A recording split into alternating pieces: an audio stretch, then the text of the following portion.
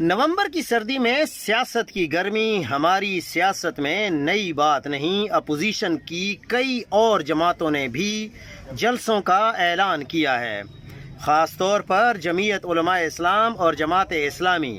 مگر اصل امتحان بہرحال پی ٹی آئی کا ہے اور اس کی اتحادی تحریک تحفظ آئین، جس نے کراچی سے تحریک کا آغاز کرنے کا اعلان کیا ہے۔ اس شہر کی شہرت ماضی میں اپوزیشن کے شہر کی رہی ہے۔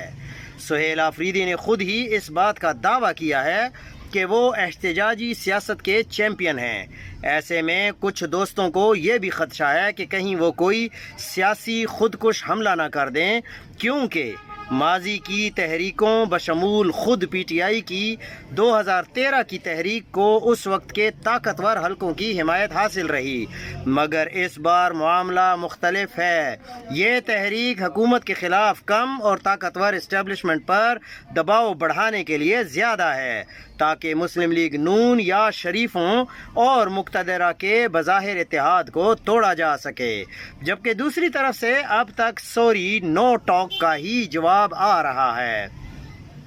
ویسے بھی سال 2025 بادی و نظر میں سول ملٹری تعلقات کے حوالے سے